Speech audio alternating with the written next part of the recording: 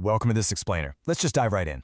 If you rewind even just a few years, the idea of artificial intelligence, processing live webcam feeds, pulling exact phonemes out of audio in real time, and generating high-fidelity images completely on its own without calling out to some massive server farm, honestly, it seemed mathematically impossible.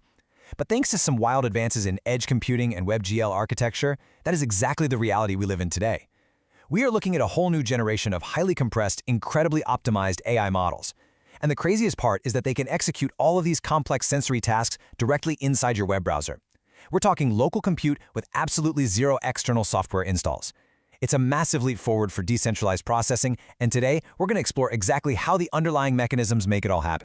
So here is our roadmap for today. We're breaking this down by human senses. First, how machines see.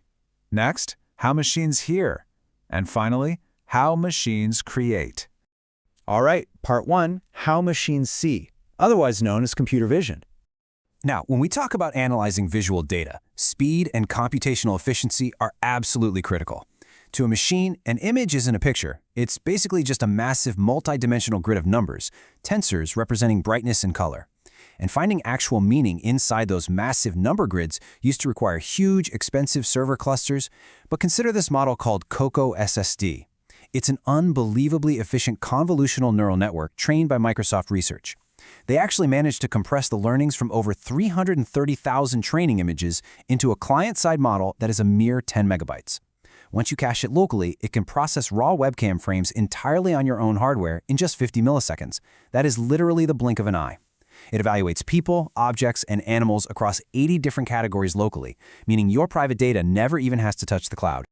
That 50 millisecond benchmark makes a lot more sense when you trace how the computational cost of computer vision actually scales up. We start at the baseline with classification.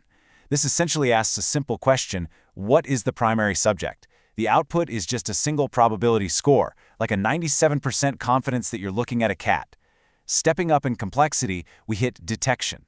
This asks what and where, and it requires the model to output spatial bounding boxes around multiple distinct objects in the frame. But the absolute ultimate technical challenge here is segmentation. This asks which exact pixels belong to what.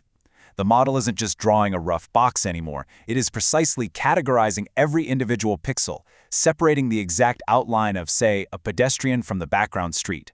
And that level of dense, pixel-perfect mapping, that's the foundational requirement for complex spatial navigation in things like self-driving cars.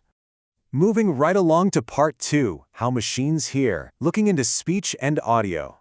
Transitioning from visual grids to audio introduces a totally different structural challenge. Speech isn't a neat set of distinct pixels, it's a continuous wave. So to process it, models don't just listen. Instead, they convert raw audio waveforms into visual representations called spectrograms. From these dense frequency maps, the AI works to isolate what we call phonemes. You can think of phonemes as the tiny foundational acoustic building blocks of human speech. It's the hard K sound or the soft ah sound. Extracting these little puzzle pieces accurately is the absolutely crucial first step before the AI can even attempt any sort of natural language processing. And this brings us to a really fascinating division of labor. Real-time transcription is actually this highly sophisticated relay race between two totally distinct AI architectures. First, the acoustic model goes to work. It handles the purely probabilistic mapping of raw audio waveforms into those phonemes we just talked about. But here's the catch. The acoustic model is completely blind to meaning. It literally just maps sounds. So it hands those phonemes off to the language model, which acts as this massive statistical engine. The language model uses contextual token prediction to figure out what you actually meant.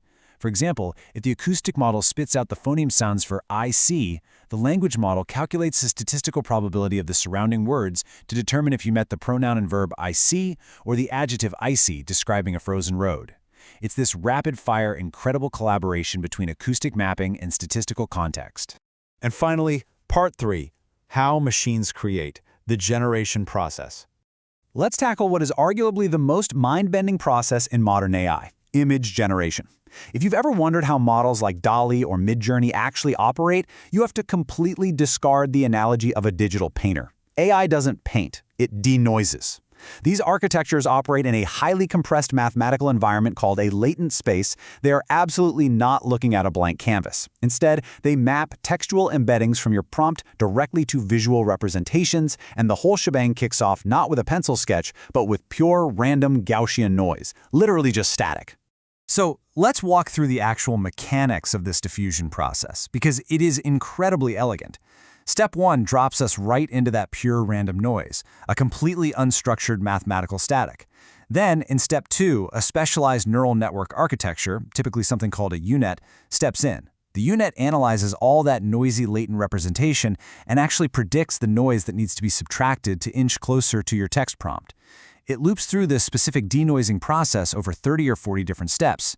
It's very much like a sculptor working with a block of marble, chiseling away the mathematical noise that just doesn't belong. And by Step 3, the underlying data structure has completely collapsed from random static into a highly coherent, stunningly high-fidelity image. There's a specific quote from the source material that captures this underlying reality just perfectly. It says, "The creativity is really just a learned ability to recognize what shouldn't be in the noise." I mean, it undeniably feels like we're watching boundless human imagination at work, but under the hood, it is just advanced pattern recognition and some seriously heavy linear algebra. Because the model has mapped the latent space of millions of training images, it knows exactly which visual static to subtract to leave behind a perfectly structured output. Taking a step back for a second, the sheer scope of what we've covered today is remarkable. We've looked at dense spatial arrays for object detection, probabilistic spectrogram mapping for speech recognition, and a full latent space diffusion process for visual creation. And the fact that you can fire up these three distinctly complex architectures running client-side right inside a single browser tab is a huge testament to how decentralized local AI compute has been democratized. It represents a fundamental massive shift in how efficiently we can deploy massive neural networks directly to your everyday hardware. Which naturally leads us to a pretty critical technical observation. When these architectures can so perfectly parse our visual world, instantly transcribe human speech, and predictably collapse random noise into photorealistic outputs, the line between reality and synthetic data basically disappears. We really have to look analytically at the structural limits of this tech, specifically how we deal with the generation of deepfakes and the frequency of model hallucinations. As these systems become completely indistinguishable from human sensory processing, solving the challenge of verification becomes just as fascinating and honestly just as necessary as the generative math itself. Thanks so much for joining me on this explainer. Keep questioning what you see in the noise.